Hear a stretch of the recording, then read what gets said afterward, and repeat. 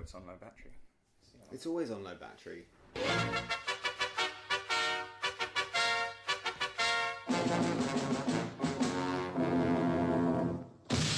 Hello everyone, welcome to Thriving Scrubs. What up? Welcome back. Spoiler season continues. I love it. Oh, I haven't even stuck Neheb on the agenda. Should we start with Neheb? Let's start with Neheb then. Let's start with some professionalism. Neheb the Eternal costs 3 and 2 red for a legendary creature zombie Minotaur warrior. Good. There is no room left on that band No. for any more creature types. It's a 4/6 with Afflict 3.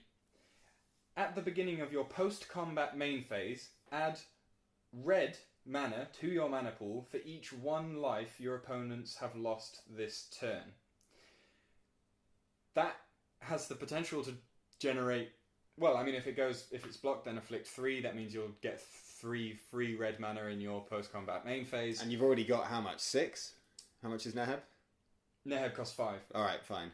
So, I think this might be a card geared towards Commander. I don't necessarily think it's going to see much play in Standard. It's a bit slow, isn't it? It's a wee bit slow. Its stats are good, and again, it depends. Obviously, it's always odd talking about a mechanic that you've never used. Afflict is a difficult thing to talk about. What I do wonder, though, is when Afflict triggers, that's not the creature dealing damage to the opponent. That's just the opponent losing life, correct? Mm-hmm. Yeah. So, because there are cards where that matters. I can't remember what they are now. Yeah, and it doesn't matter with Neheb. It doesn't Taking matter damage with is still losing life. But Neheb has sold out for Nicol Bolas. It's not his fault. He bought in. He was killed. He got killed by Hazaret, which he thought was great, and then he came back and is now like an eternal zombie. Yeah, mythic, no less. The thing about this is that I imagine it's basically the top of your curve if you're in an aggressive red deck, which means that you're not going to have that many cards left in hand, which means that the red mana you add to your mana pool... What kind of aggressive red deck plays this card, man? Like, for real. What kind of aggressive red deck wants a 5 mana 4/6? Like, I have never seen a Well, red where does deck. it go then? It goes in some kind of weird, combo-y, stupid stuff deck, Do you think? I think. Yeah, because if you're playing red deck wins, imagine having this in your opening hand. It's like the biggest slap in the face. Yeah. Just to have a 5-drop that you're probably never going to cast. Well, then I don't know. I don't know about Neheb. It looks like it's better than Neheb. Was it the Worthy? Is it though? Neheb the Worthy's sick though. I've played with Neheb quite a few times in limited, admittedly, but it's still been... I mean, Magma Spray exists, so Magma Spray exists, but so does making your Curse Minotaur a 5/2 even. So you know. Yeah, fair. So we're going to start with the new hate cards. This is something that we've been really on board with. We want to see You've definitely been on I board really with want to this. see hate. I think hate. Do you is... just hate?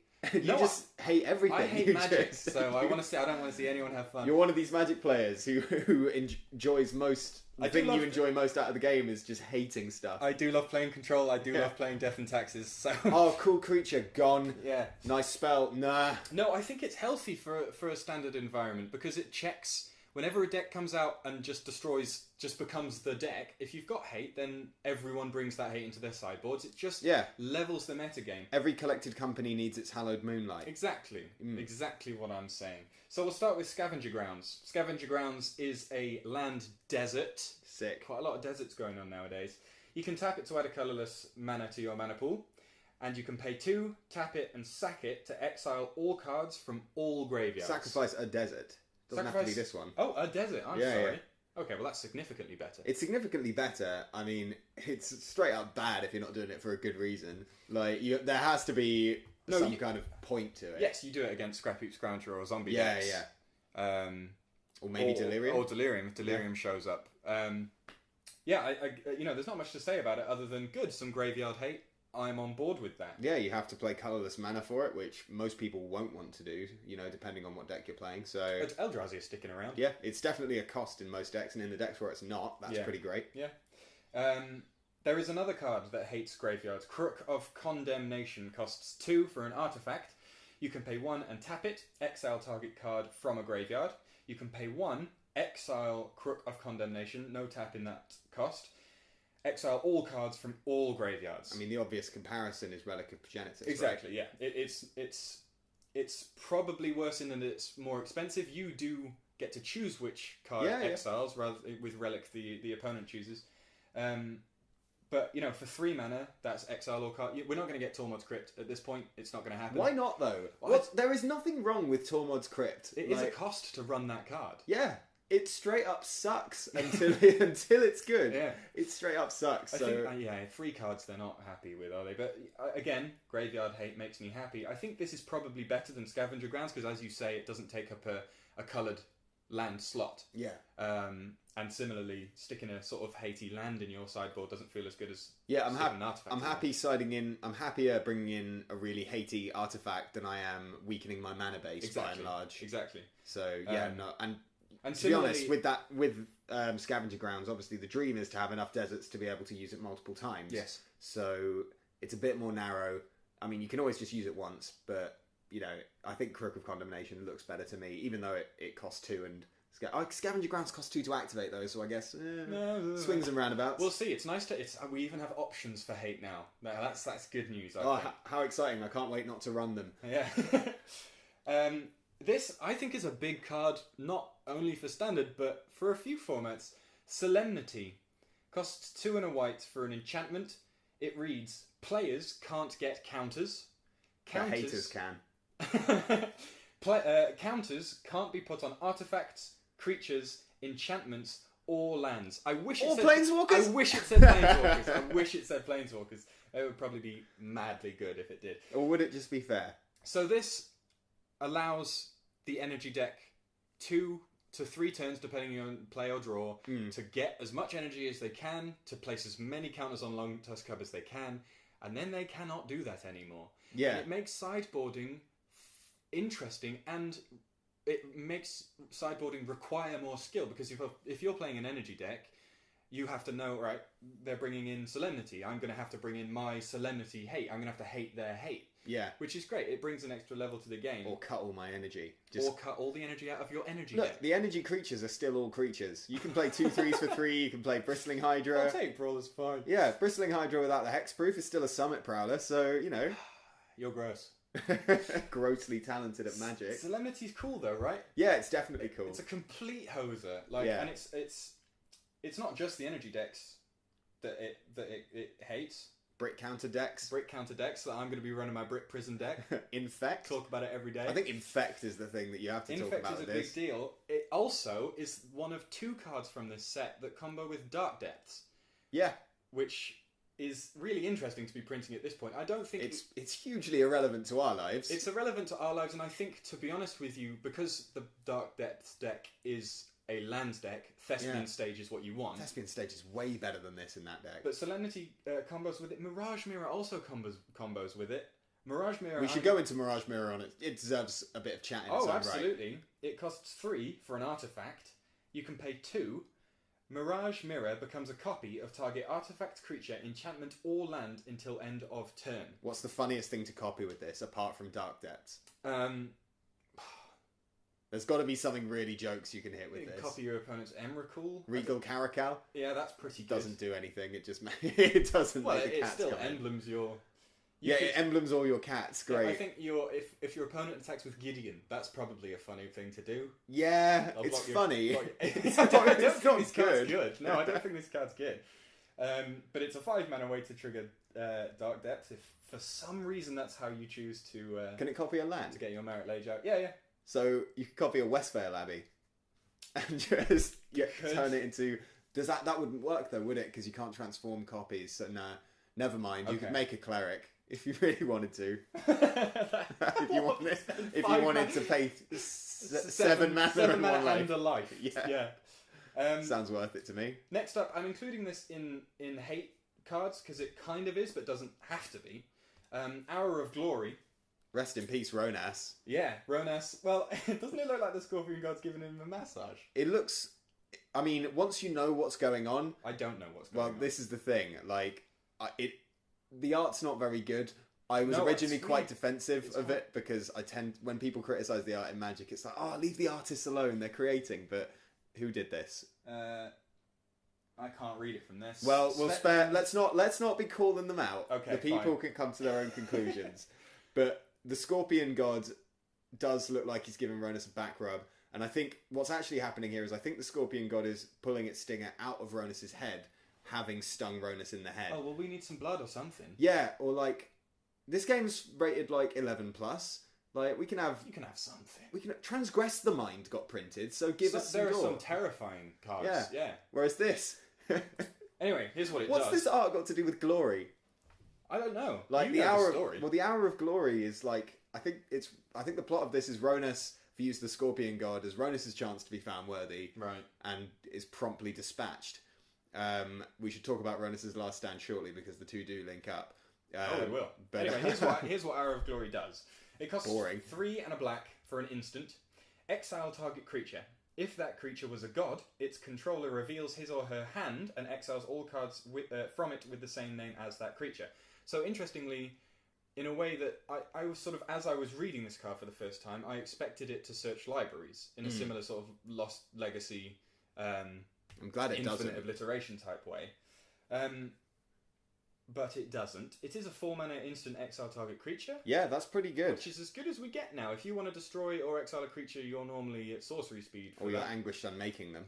Or you're paying an additional cost, exactly. Which is, 2 mana and 3 life. 2 different coloured mana. Yeah, sure. So yeah, this is a powerful card, and a card that may well show up in Constructed. I could see a 1 of or a 2 of even in a main deck of some decks. Yeah. Like, you don't want 4 of these, but I could see a few. Black-white control does seem to be gaining momentum. There's reasons to be thinking about black-white control. It's good that this hits the new gods as well, obviously, as well as the Theros gods. I imagine some people will be happy about that somewhere in the world. You know, someone who's getting crushed by their friends. I've blanked on a Heliod deck. Yeah. Oh, I can't beat this Heliod deck. Well done. This one's for you. You remembered the Theros god. Congratulations. Yeah. Congratulations. It's probably good in Commander, to be honest. I wouldn't know, having played like 3 games of Commander in my life. Probably not, but it is good, and it's not strictly hate, because you can just exile whatever the flip you like. It's a great card. Exiles a Gideon, you know. It is a catch-all card at instant speed, so it's nice because up until recently. Only white has had the ability to exile creatures at instant speed, unless, again, it's... I see what you mean. Thingy, whatever it's called. Such a great card in Limited, that card. Oh, absolutely. What a great removal spell for Limited. And then finally, again, it's not strictly speaking hate, but it's just the kind of card that I love, because it just is the kind of card that your opponent... They're going to have a bad time when you're playing Nimble Obstructionist, right? God, Nimble Obstructionist is so gross. It costs 2 and a blue for a bird wizard creature. It's a 3/1 with flash and flying. Mm-hmm. You can cycle it for 2 and a blue. When you cycle Nimble Obstructionist, counter target activated or triggered ability you don't control. What if I want to counter the activated ability? What if I want to counter the you lose the game trigger on Demonic Pact? That's probably why they did that. Yeah. Fair play. I was just wondering. So I recommend reading LSV's article. Channel Fireball were the ones that spoiled this card, and he wrote a good article on it. Compared it to Vendilion Click, which is... Yeah, mighty praise. It's comparable to. It's not Vendilion Click. No, of course, but it does. You know, it's a 3/1 flash flyer. A 3/1 flash flyer, if nothing else, is cool. And then you have this cycling stifle effect, which he lists the things. You read that, and I think it's easy to think, well, that's not going to be good every game. Every game, there is going to be something that you can counter with this ability. Can you stop Evolving Wilds with this? You can counter Evolving Wilds. You can counter fetch lands. You can counter a Torrential Gearhulk flashing something back. Yeah. You can counter Ulamog's cast trigger. You can that's going to be relevant anymore. Well, it might be. If blue-green ramp or something. Yeah. Maybe. I mean, the thing, this card just screams some kind of blue-white flash deck to me. You know, this card, Rattlechain, Spell Queller, Addison seem like friends. Yeah. The kind of cards that, I mean, it's brilliant because it's a body and counter spell. It's what you need it to be when you need it to be. Yeah, no, that's good. It's a cool card, and the cycling cost is fair. You know, it's... Oh, yeah, if it cost any less, it would be... Yeah, no, it seems very fair to me. I think it's... It looks kind of broken, but I think in actuality it'll be a perfectly reasonable card. Just about right. Yeah, just about right. Yeah.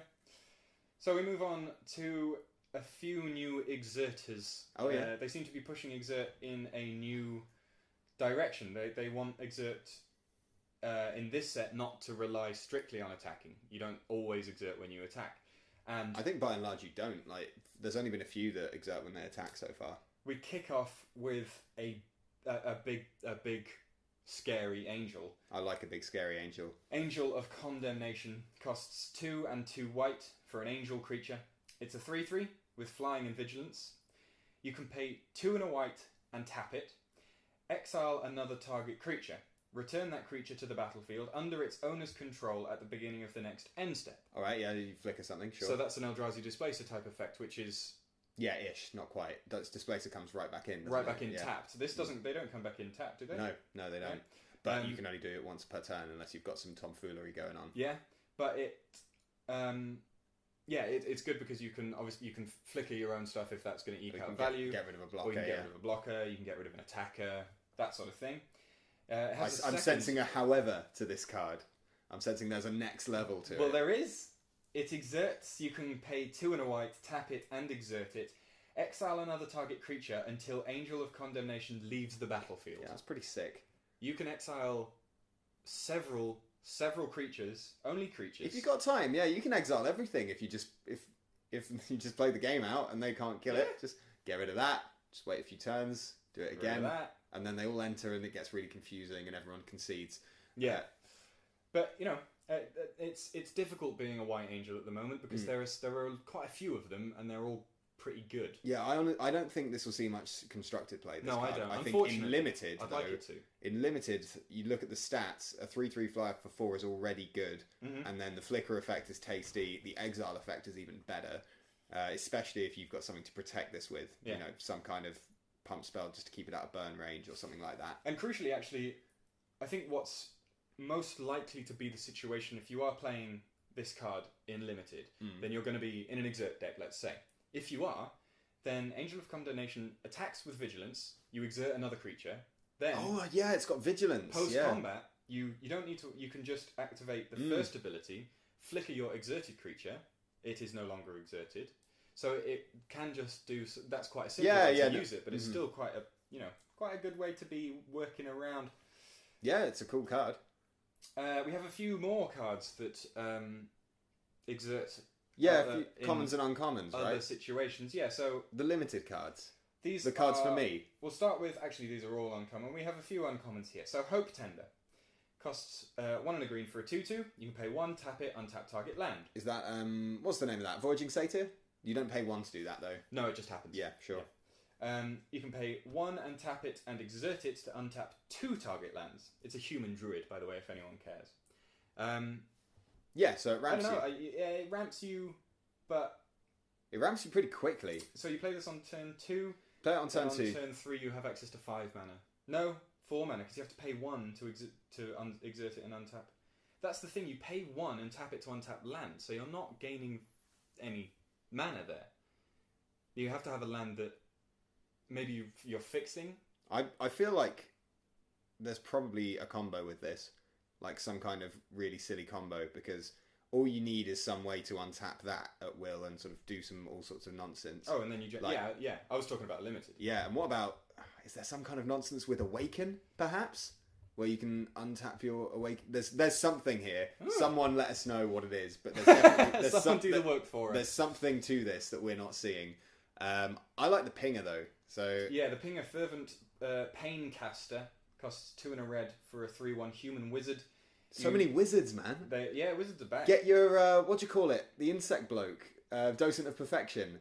Get your Docents of Perfection out of your trade binder and into your standard decks. You can pay nothing and tap Fervent Paincaster to deal 1 damage to target player. You can tap it and exert it to deal 1 damage to target creature.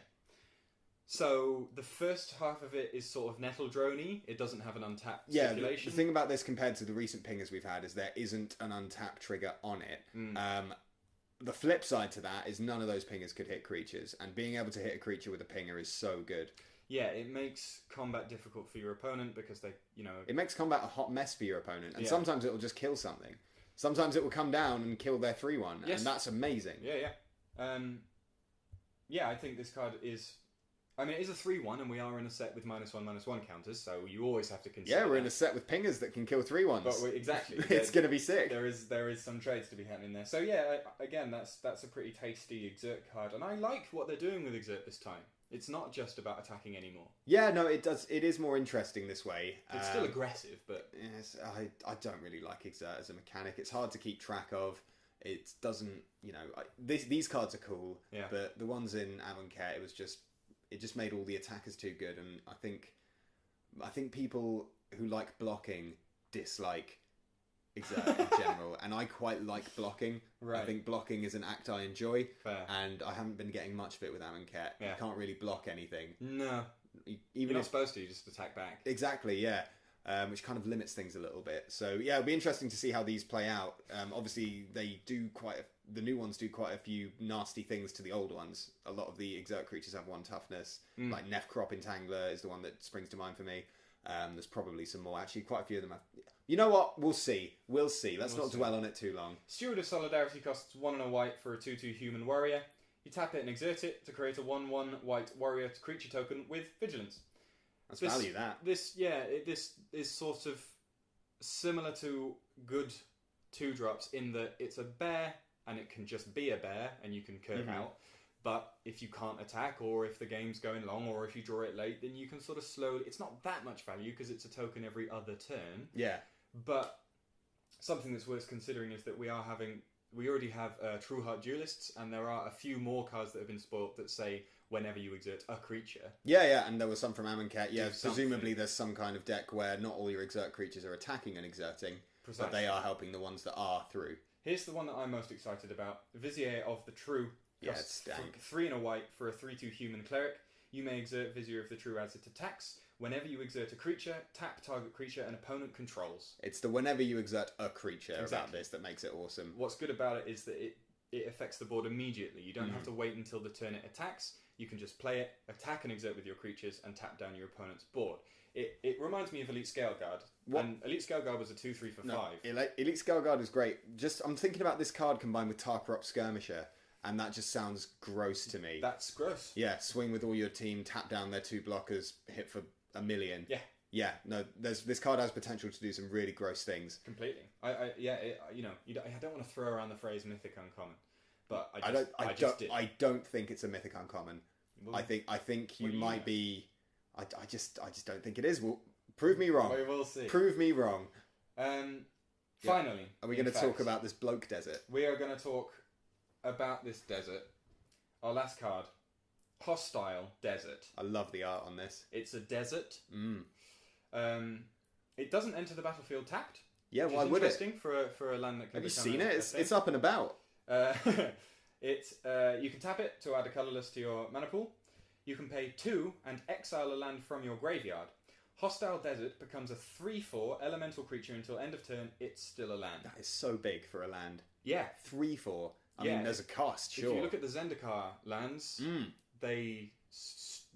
fact, all of them, their power and toughness is less than the mana you're paying to activate. Yeah. You pay 2 mana and it becomes a 3/4. That's big. Yeah, I mean, does this slot into some control decks in the same way that Shambling Vent does? You know, in that you're keeping the board clear and then you just attack with your lands so you don't have to run any creatures? Yeah, I mean, you can run a sort of colourless, maybe a white-black colourless control deck. Thought-Knot Seers, Spatial Contortion. Spatial Contortion's an excellent card, yeah. I like how this card looks powerful, but also looks quite narrow. Which is, makes me happy. I have been saying stop printing colourless bombs, and strictly speaking, this is colourless. It reminds me of Mutavault. Yeah, it's not dissimilar. It doesn't work in the same way. It's bigger than Mutavault, but there's a bigger cost attached to it. Yeah, I think it'll probably end up in several standard decks, but not all of them. Yeah, I am interested to see where this card goes. I think you're right. It's a control card, I think. Although even an aggro deck could deal with this, as long as they've got ways to get lands into their graveyard. I do think this card is actually going to be better outside of standard because fetch lands. Definitely. You're going to have far more lands in your graveyard. But it's possible maybe a Delirium deck wants this as well. You will end up with a load of lands in your graveyard, and then you can add an extra attacker when you've got too many lands. It's all about colour requirements. Yeah, true. The chainsaw competition's starting up outside again. Yeah, it's a weekly club, I think. Yeah, everyone just gathers out in our road to show off how loud their engines are. So that's all for this video. We are doing our best. These spoilers come thick and fast. Yeah, we can't keep up. We're gonna be doing sort of slightly, I think, videos with more spoilers in rather than more frequently. So we'll do bigger videos with more cards in them, rather than doing one every day, because by the time it's out, there's already 5 new ones. So that's the end of this one. Be sure, if you enjoyed the video, if you didn't enjoy the video, if you had a good day, whatever, give us a like, give us a comment, give us a subscribe. What do you think of the new theme music? Give us a like for that. Yeah, give us your honest opinion. Give us your brutal, blunt opinion. Follow us on Twitter. We're at Thriving Scrubs. We tweet sometimes. And we will see you guys for the next one. Goodbye. Good luck, have fun. Good luck. Wherever you are. Oh, man, you that's forgot your catchphrase. I forgot my catchphrase. Get out of here. Bye, guys. Bye.